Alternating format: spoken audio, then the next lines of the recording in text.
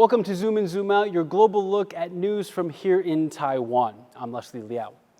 Over the past half-century, Taiwan's economy and industry has transformed from labor-intensive manufacturing to high-tech, and it's become a global competitive powerhouse in the high-tech realm. How did it get there?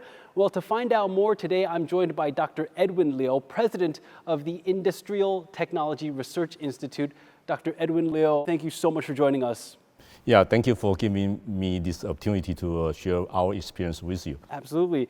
First, we just want to zoom in. As I just mentioned, Taiwan's economy and industry has grown exponentially in just a few decades, and much of that has been because of ITRI.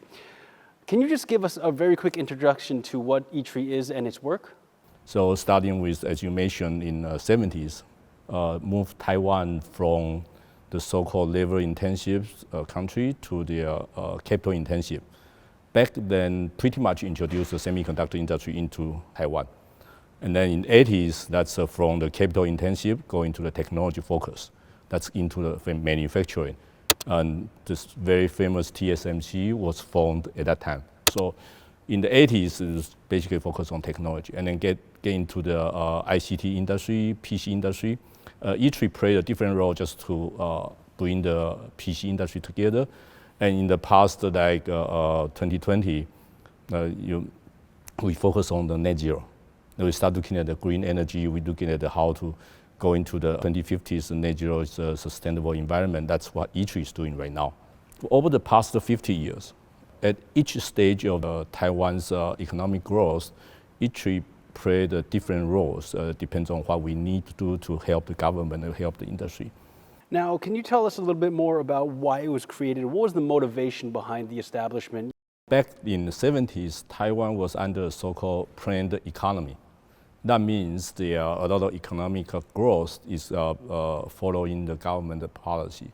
So they formed the ITRI by combining three organizations like Union Industry Research Lab, Union Mining Research Lab, and the Metal Industry Lab. So with these three together, they focus on the industry-focused research. The purpose is just partially sponsored by the government, but ITRI does the research to help the Taiwan's industry to grow, the economy to grow. So they use this ITRI as a bridge between the fundamental research, like academia research, and the industry. So we bridge the gap and then help the government to implement the policies. So I think in different stage of the Taiwan's industry economic growth, each always try to play a very important role to help the government to move the industry forward. Can you give us some examples of how ITRI helps bridge the gap? Using the semiconductor as an example, back in 70s, how many people really understand the semiconductor? I don't think a lot of people today understand what a semiconductor is. When there's a group of people, once they decided that's something Taiwan wanted to invest, so we send people to US, ITRI send people to US and then get trained and come back to Taiwan and license the technology from US and then get into the semiconductor. And then during this time also kind of created a so-called OEM, the foundry business model, which is a TSMC was formed. Can you share with us some of the strategies that you adopted as president, maybe ones that you're particularly proud of? So during the past several years, what I try to do is in two perspectives. One is operational, meaning make this organization like an organization. So we kind of follow the United Nations SDGs, Sustainable Development Goals. There are 17 goals. And then we use that as a foundation, build a 6 area like research, industry promotion, and social welfare, and human resource training, and working environment, sustainable environment. So we kind of focus on these several different areas to make the organization a very healthy and can easily move forward organization. This is from operation point of view. From the research point of view, we cannot allow the researchers just do whatever they want to do. I think that's the whole thing I try to do is you are not solving your own domain problem. You are solving the society problem. So we look at the problem and how are we going to solve this problem is you have to have a cross-domain supporting each other. That's why we call it one ITRI. One ITRI means that a lot of people need to work together. How do you think these strategies have helped ITRI become not just a research institute, but also a think tank that's aligned with the Taiwan's market and its economic transformation? So there's a so-called strategic agility and tactical agility. So we developed the 2035 technology strategy and roadmap. That give the entire ITRIs, the researchers, a direction. And then this thing is not something you finish and you put on the bookshelf. You have to refresh it, right? But when something happens, you have to react immediately. You cannot wait until the next refresh of your strategy. So during the COVID, we kind of adjust our research direction immediately to support the entire pandemic needs. So that's I call it tactical agility. We help the society. We have an overall direction. We adjust it, and then based on the external happening, we react very quickly. I think this is very important. We have to open our eyes, look at what's happening outside. Can you just talk about that model and how people might come to ITRI for help to help fulfill global demands and other trends? Yeah. So we look at what you mentioned as small and the medium-sized enterprise. They need certain things. And sometimes they need solution almost immediately. The model I have been promoting internally in ITRI is we have the R&D effort, we have the implementation and deployment effort. So that's kind of 50-50. That means you do the research that meet to longer term research. But with the research results, you need to implement and deploy to the industries to solve their immediate problem. But think about it, this solution did not happen overnight. This solution was based on our research on the previous effort. I think this is how it works. And this is exactly how why ITRI was created, to help the industry to grow. Now we want to zoom out really quickly. We got an idea for how ITRI started in its roots, but let's look at ITRI's future. Dr. Liu, there's so many challenges to innovation these days. Does ITRI take those into account in its mid to long-term R&D research plan? And how does it balance those factors and get ahead of it? We did the so-called technology strategy and roadmap. It's not something you just draw on the paper. You start analyze what's your vision, what you want to do, what you want to achieve. And then you put down all the market analysis, and you build the so-called scenarios, the future scenario. You think what the future will look like. And then you look at what you can do. Then you put a priority. If this is very important, but I have zero experience on that one, why do you want to tackle that problem? But this is the problem need to be solved in the future, but I already have this. If I put this together, then I can solve this. Can you tell us a little bit more about the ITRI roadmap? What's your 10-year plan? We don't focus on the technical domain. We focus on the problem we need to solve. The first one is a smart living. So everybody wants to live smartly. So we have autonomous vehicles, all the drones, everything, automation, smart home. The second area is quality health. You know that we have aging societies. We need to have a better life. So the precision medicine, precision health, those are something we work on. That's to make human beings live better. The third domain, as you mentioned, all this green energy, that's a sustainable environment. And that's something we work on. The different like PV panel technologies, all the carbon capture technologies, those are all related to the sustainable environment. And the fourth area is resilience of society. We don't have enough human labor. We have infrastructures, security issue. So those are something we can work on, depend on. You mentioned ITRI today has 6,000 employees.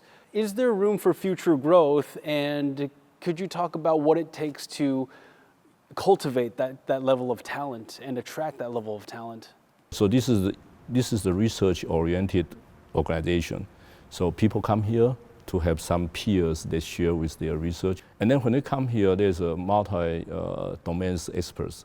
So I'm an electrical engineer, and there's another person who is a bioengineer. And we kind of work together on one project. I learn something from him, he learned something from me. So we have that kind of culture, so you can help the young people, the junior people, whoever likes to go with a startup business. We help them to go through that kind of process. We have that environment. So this will also attract the people coming over. And then, of course, the final is you come here to work for Taiwan. That's the contribution to the country. There are ITRI offices in Silicon Valley, Japan, Germany, Thailand. Can you talk about ITRI's current international collaborations and the future of those cooperative projects? We have office, as you mentioned, we have office in United States, San Jose. We have office in Japan, Tokyo, and Thailand, Bangkok. And then we have Germany, Berlin. And this is how we operate the overseas market, overseas office. They will receive some of the market information from outside and to give it to the people in Taiwan. And we also use that as a vehicle to connect it to the local industry outside of Taiwan. Some example, we work with Japan, Tokuyama, on the hydrogen technologies. We work with Mitsubishi Electric on some of the green energy initiative. We work with this UCLA, the university in Los Angeles, on the MRAM, which is semiconductors technologies. So we do have a lot of activity with international, both universities and companies, and we have market knowledges. So we also like to know the global trend. Dr. Liu, I'm going to sneak in one last question here, and this is the question that I asked you the first time we interacted. Over the past few years, we've heard of emerging technologies like AI, and you talk about ITRI needing to have a long-term plan. Is there a technology 10, 15 years down the road that we're not seeing right now that's going to make a huge impact that people aren't talking about like they are talking about AI right now? I keep telling my people, don't expect that today's technology is going to solve the future problems. Taking this 2050's net zero as an example, people try to see, can we reach a 2050 net zero target? No, we cannot, very challenging. Come on, still have 20-something years to go, right? You shouldn't expect nothing new, nothing will happen between now and then. There will be some technology to help you solve the problem. And this thing is going to have a lot of technologies, innovations coming out. That's how I believe.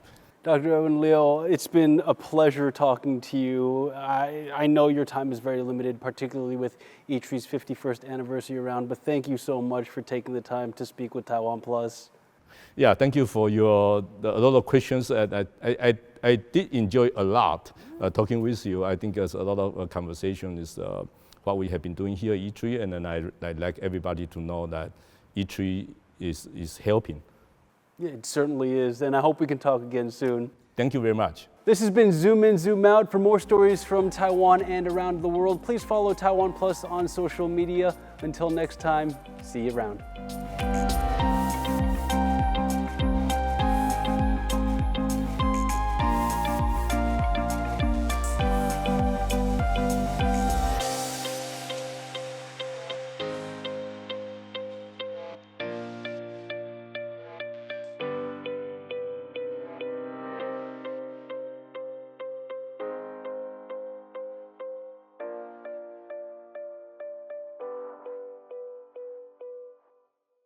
Start your weekend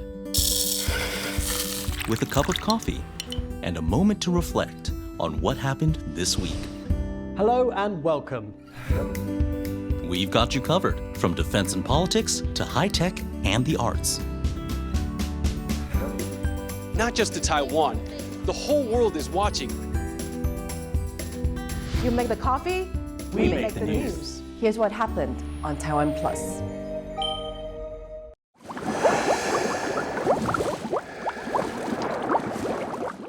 For more news from Taiwan and the world, follow TaiwanPlus on social media.